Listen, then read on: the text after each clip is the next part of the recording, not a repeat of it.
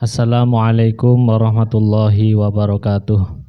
A'udzubillah, bismillah, alhamdulillah, wassalatu wassalamu ala rasulillah wa ala alihi wa sahbihi wa mawalah, la hawla wa la quwata illa billah. Pemirsa yang dirahmati Allah Subhanahu wa taala, semoga kita dalam keadaan sehat walafiat dan selalu dalam lindungan Allah Subhanahu wa taala. Bertemu kembali dalam program acara Hikmah Kamilah Memberi Indah Nafsani dan Rohani bersama saya Muhammad Iqbal dan ada Pak Misbah selaku pengasuh Pondok Pesantren Hikmah Kamilah. Pada kesempatan kali ini ada salah satu subscriber kita yang bertanya Pak Kiai. Iya, monggo. Ini atas nama Ibu Zaitun Rahmah. Iya. Assalamualaikum warahmatullahi wabarakatuh. Waalaikumsalam warahmatullahi wabarakatuh. Saya mau bertanya Pak Kiai. Monggo. Yang pertama, apa saja hal-hal yang dapat membatalkan puasa dan pahala puasa? Iya. Kemudian ada satu lagi ini Pak Kiai. Iya. Assalamualaikum Pak Kiai. Waalaikumsalam warahmatullahi. Saya mau nanya. Iya. Boleh enggak orang puasa bukannya makan lauk jengkol? Terima kasih atas jawabannya. Iya. Iya. Pertanyaan yang pertama yang berhubungan dengan sesuatu yang membatalkan puasa itu ya, intinya ya. Yang membatalkan puasa itu saya ambilkan dalam Sahih Bukhari. Dalam Sahih Bukhari juz awal halaman 739 tentang apa yang membatalkan puasa. Ini saya bacakan, waqala li Yahya. Yahya mengatakan kepadaku, haddatsana Muawiyah. Haddatsana Muawiyah bin Salamin. Muawiyah memberikan informasi, Muawiyah bin Salam memberikan informasi kepadaku. Itu kepada kami, kata Yahya. Kemudian haddatsana Yahya an Umar bin al-Hakami bin Thauban. Yahya menceritakan dari Umar bin Hakam bin Thauban bahwa Amar bin Hakam bin Thauban mendengar dari sahabat Abu Hurairah. Sahabat Abu Hurairah mengatakan, idza qa'a fala yuftiru. Idza qa'a, ketika seseorang, bila mana seseorang muntah, ya, memuntahkan sesuatu, fala yuftiru, maka dia tidak batal. Nah, maka dia tidak batal. Alasannya innama yukhriju wala yuliju.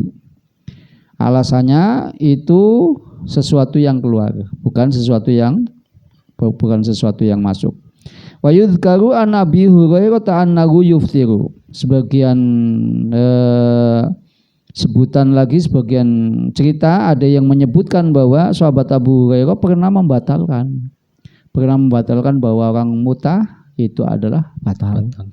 Ya, ketika muntahnya ini tidak tuntas, ada sesuatu yang masuk lagi, itu jelas membatalkan. Tapi wal awwalu asahhu, kaul yang pertama yakni idza qa'a fala yuftiru, ketika muntah tidak membatalkan puasa. Ini yang lebih sahih.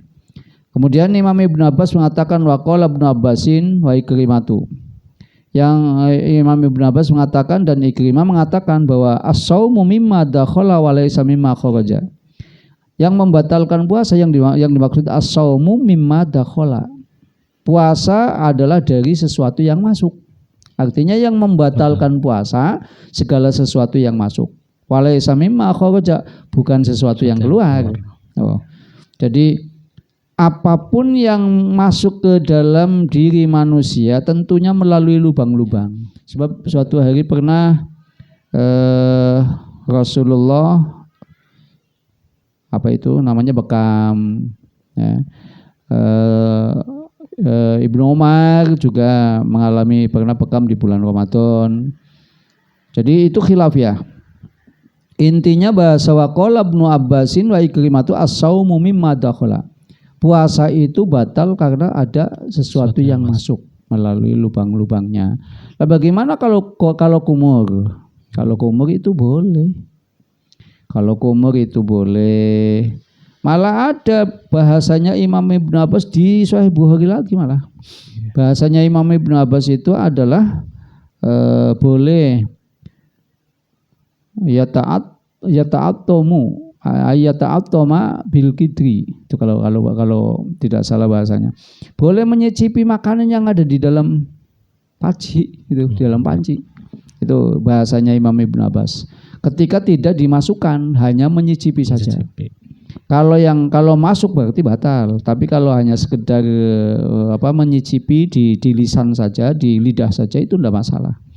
Itu bahasanya Imam Ibn Abbas. Karena bahasa as-saumu mimma dakhala wa laysa mimma kharaja. Ini sebagian ulama ada yang salah menafsirkan, mohon maaf. Bukan dari sesuatu yang keluar. Lah kalau mengeluarkan mani dengan istimna itu bagaimana? Termasuk membatalkan apa tidak? Lah ini khilafiyahnya di situ. Ada sebagian ulama yang mengatakan bahwa istimna mengeluarkan mani ya, itu tidak membatalkan puasa. Nah, apalagi yang jelas kan istimna itu nanti kan ada kafarohnya. Berarti untuk faman ibtago waro adzalika fahumul adun, dalam ayat itu faman barang siapa ibtago waro adzalika menuntut selain itu, artinya menuntut mengeluarkan sperma tidak dalam jalannya melalui pernikahan, fahumul adun, itu adalah orang yang melewati batas-batas Allah. Berarti sudah menyalahi dua kan ya. Istimnanya menurut Imam Syafi'i, menurut Imam Abu Hanifah, menurut Imam Malik haram hukumnya. Kemudian di bulan Ramadan itu juga haram lagi, berarti ada dua haram. Bagaimana tidak batal itu melakukan perkara haram? Otomatis kan di situ adalah batal. Walaysa mimma kharaja, tentunya selain dari onani dan sebangsanya. Kemudian bahasa as-saumu mimma dakhala ini intinya apapun yang dimasukkan ke dalam lubang-lubang kita itu adalah membatalkan puasa. Nah, kalau membatalkan pahala puasa seperti kita ngomong yang tidak bagus, ngomong gunjing, ngomongin orang, kan sayang itu. Timbulnya kan membatalkan pahala puasa. Bukan hanya membatalkan pahala puasa kalau udah ngomong yang tidak bermanfaat, Ustaz. Saya pernah membaca dalam sebuah hadis yang tertulis di Tafsir Sawi juga. Di situ, idza ra'aita qasawatan fi qalbika wa hirmanan fi rizqika wa wahnan fi badanika fa'lam annaka takallamta fi ma la ya'nika. Ini tadi ngomong yang tidak manfaat kan judulnya. Ngomong yang tidak manfaat. Jadi idza ra'aita qasawatan fi qalbika, bila mana kamu melihat qasawatan fi qalbika, hatimu sekeras batu. Wa hirmanan fi rizqika, rizkimu tertutup rapat-rapat, sulit didapatkan. Wa wahnan fi badanika, badanmu lemah dan lesu. Fa'lam, ketahuilah, annaka sesungguhnya kamu takallam tak terlalu banyak berbicara fima la ya'nika, tidak penting, di dalam segala sesuatu yang tidak penting bagi kamu. Ini kan berarti bukan hanya membatalkan pahala puasa, tapi membuang-buang energi. Nah, makanya di bulan Ramadan ini alangkah lebih baiknya daripada ngomong kesana kemari, ngomong yang bahasa agak kasarnya ngayawara gitu ya, tidak ada manfaatnya. Lebih baik kan baca istighfar, baca zikir, baca apa sajalah yang bahasa yang bagus-bagus, supaya apa? Tidak hanya membatalkan pahala puasa, akan tetapi menjadikan banyak badan banyak penyakitnya, rizkinya seret kan, hatinya juga keras. Itu kalau orang ngomong tidak bermanfaat. Makanya coba dari sekarang, kita usianya sudah makin tua, kita sudah lemah ya, kita sudah bau tanah, alangkah lebih baiknya kita menghindari omongan-omongan yang tidak baik. Dalam hadis lain juga ketika kita menjadi orang yang mukmin, ya, maka na yu'minu billahi falyakul khaira aw liyasmut.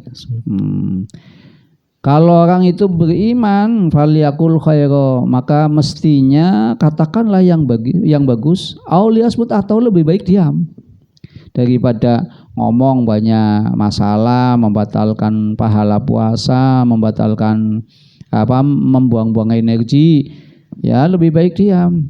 Kalau kita tidak bisa ngomong, ya lebih baik diam daripada ngomong banyak masalah. Ini kalau yang kategorinya tadi membatalkan pahala puasa. Pahala puasa kan ya di lingkungan kita kadang-kadang pagi-pagi saja sudah gunjing. Nah, ini masalah. Menggunjing itu sendiri tidak dalam bulan puasa ataupun dalam bulan puasa sama. Larangan dari Allah kan jelas. Di situ wala yaghtab ba'dukum ba'du. Di surah Al-Hujurat, ya ayyuhalladzina amanu ijtanibu katsiran minadh-dhanni inna ba'dadh-dhanni itsmu wa la tajassasu wa la yaghtab ba'dukum ba'du.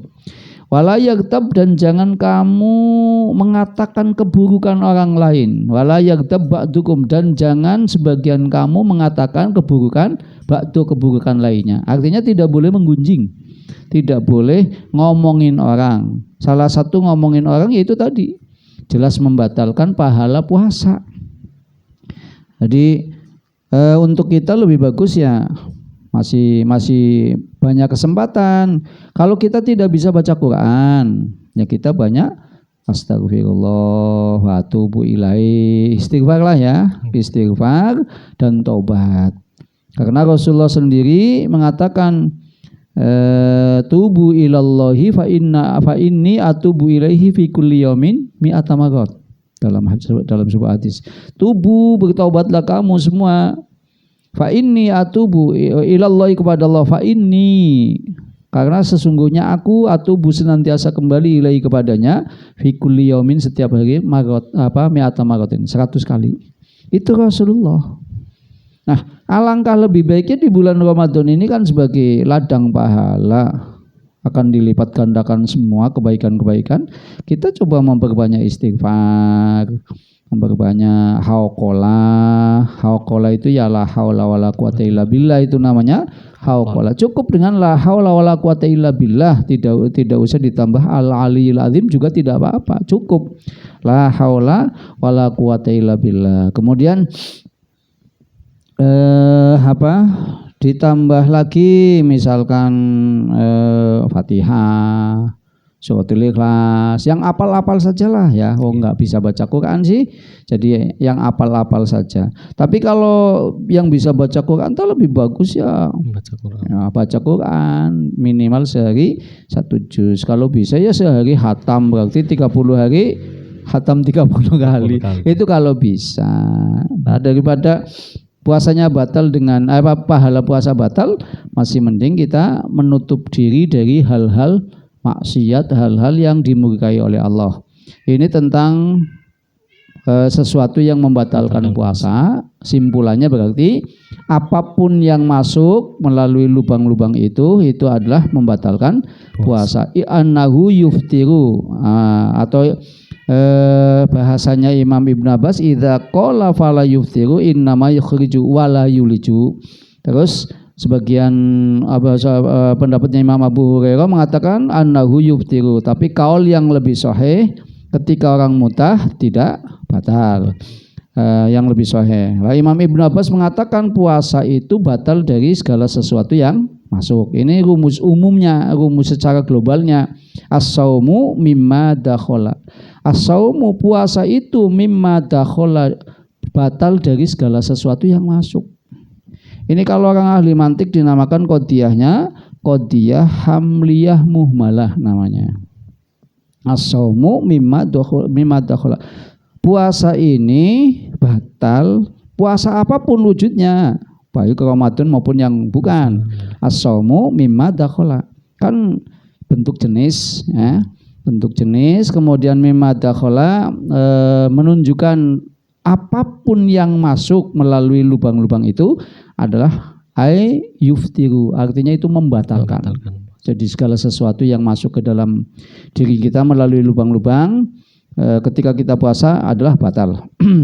Walaisa mimma kharaja, bukan yang keluar dari badan kita. Itu sudah jelas ya, yang membatalkan puasa dan yang membatalkan pahala puasa. Kemudian berbuka dengan lauk jengkol. Jengkol juga kadang-kadang kan ada orang yang suka Pak Ustaz. Ada yang seneng banget yang namanya apa, semur jengkol ya.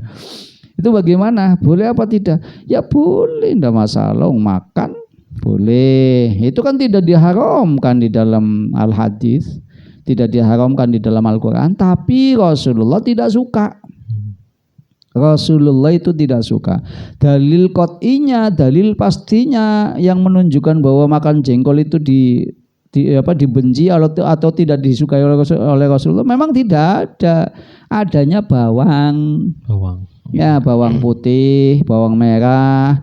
Nah, itu nanti dikiaskan baunya yang tidak disukai loh. Nah, makanya saya bacakan hadisnya yang saya ambilkan dari As-Sirajul Munir halaman 340 juz 3.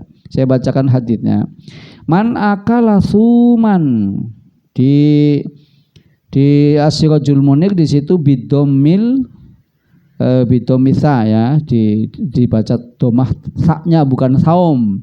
Man barang siapa akala makan suman bukan sauman.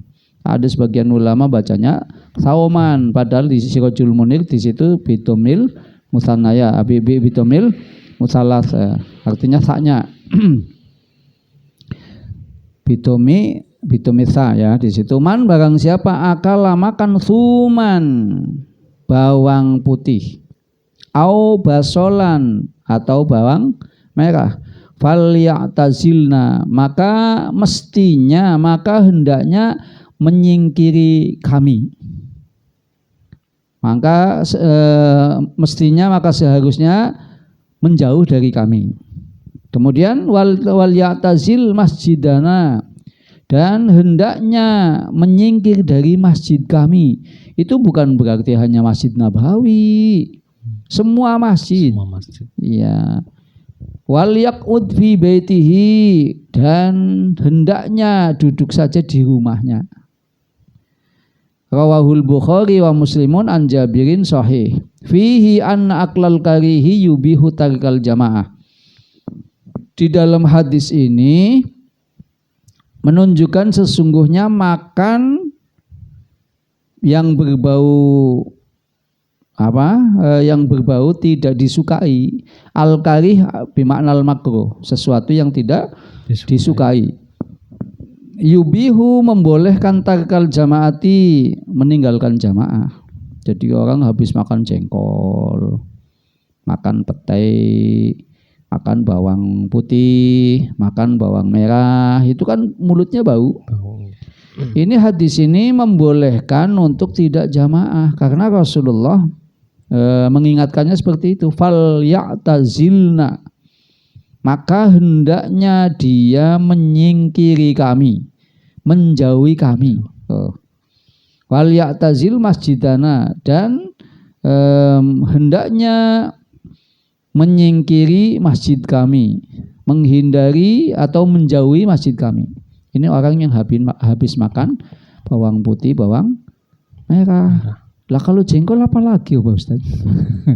Apalagi itu. Kalau jengkol itu ya mohon maaf ya, air kencingnya, kemudian bau mulutnya itu kan mengena semua. Sementara kalau bawang putih, bawang merah kan mungkin di kencingnya nggak begitu kan, nggak begitu bau. Dengan dasar hadis ini boleh monggo makan jengkol boleh, tapi itu sesuatu yang Rasulullah tidak suka, sesuatu yang tidak suka. Ya mohon maaf, Makanan itu ketika tidak dihalalkan, tidak diharamkan oleh Rasulullah, tapi Rasulullah diem, berarti kan boleh. Mubah itu hukumnya. Bahasa kulu, makanlah, wasrobu, minumlah, wala tusrifu. Di sini kan sepanjang tidak ada dalil yang menentukan bahwa makanan itu adalah haram mutlak, itu diperbolehkan. Berarti makan jengkol, makan berbuka puasa dengan lauk jengkol itu boleh-boleh saja, monggo. Yang penting terasa nikmat. Tapi mohon maaf, ini ada peringatan dari Rasulullah, fal ya'tazilna wal ya'tazil masjidana. Hendaknya menyingkir dari kami, menyingkir dari masjid kami, dan duduk-duduklah di rumah saja. Ini perintah dari Rasulullah. Jadi untuk lauk, untuk berbuka puasa dengan lauk jengkol itu boleh. Pertanyaannya kan boleh apa tidak kan? Okay. Ya, itu boleh. Tapi Rasulullah tidak suka. Itu makanan-makanan yang makruh, artinya tidak disukai oleh Rasulullah dari baunya, termasuk bawang putih, bawang merah, jengkol, petai, dan apapun makanan yang memang berbau nyengat itu Rasulullah tidak suka. Karena apa? Rasulullah itu temannya para malaikat. Temannya para malaikat itu jelas tidak suka. Nah, makanya orang-orang hikmah ghaibiyah juga mohon maaf. Orang-orang hikmah ghaibiyah, orang-orang hikmah yang senantiasa berkholwat itu mohon maaf memang dari senior-seniornya sudah ada larangan, Pak Ustaz. Okay. Kalau kamu ingin kholwat sempurna, ya hindari makanan-makanan yang berbau itu di mulutnya, termasuk bawang putih, bawang merah, jengkol, petai dan seterusnya. Itu dihindari kalau kamu ingin hikmahnya futuh gitu. Itu dari guru-guru hikmah semuanya ada warning seperti itu. Karena memang setelah dikaji memang di efeknya mohon maaf. Ini sebagian kiai hikmah saya mengatakan sebagian efeknya habis makan yang berbau, khususnya petai ini. Beliau cerita tentang petai. Petai itu menjadikan mata juga kurang bagus. Kan kadang-kadang habis makan itu nanti keluar kotorannya. Itu efek dari makanan petai khususnya. Makanya kiai-kiai hikmah saya semenjak saya belajar hikmah dari awal itu sudah nggak boleh, Ustaz. Nggak boleh makan yang berbau tidak enak. Dulu mohon maaf, saya masih ngerokok dulu ya. Tapi kiai saya menanyakan, kamu itu orang hikmah itu haram merokok. Kenapa kamu merokok? Insya Allah saya berhenti. Nggak berselang lama kemudian 38 saya sudah berhenti total. Ini apa menunjukkan memang lebih manfaat supaya mulut ini tidak bau kemana-mana. Artinya tidak bau dari makanan lah. Kalau bau dari puasa itu beda. Okay. Bau mulutnya orang puasa bukan dari makanan, itu adalah lebih harum daripada minyak misik dalam sebuah hadis yang ada di dalam Sahih Bukhari seperti itu. Jadi intinya segala sesuatu yang masuk melalui lubang-lubang telinga kita itu yang membatalkan puasa. Apapun yang menjadikan puasa kita cacat, termasuk gunjing orang, ngomongi orang, perilaku maksiat, itu membatalkan pahala puasa. Kemudian makan jengkol, lauk jengkol ketika berbuka puasa itu adalah hukumnya diperbolehkan, tapi tidak disukai oleh Rasulullah dengan catatan, dengan dasar fal ya'tazilna, maka hendaknya menyingkiri kami, wal ya'tazil masjidana, dan hendaknya menyingkiri masjid kami. Ya, saya kira cukup, Ustaz. Ya, terima kasih Pak Kiai atas jawabannya. Demikian penjelasan mengenai pertanyaan dari subscriber. Semoga bermanfaat untuk kita semua. Bertemu kembali dalam program acara Hikmah Kamilah, memperindah nafsani dan rohani pada kesempatan yang selanjutnya. Saya dan Pak Kiai Misbah pamit undur diri. Terima kasih. Wassalamualaikum warahmatullahi wabarakatuh.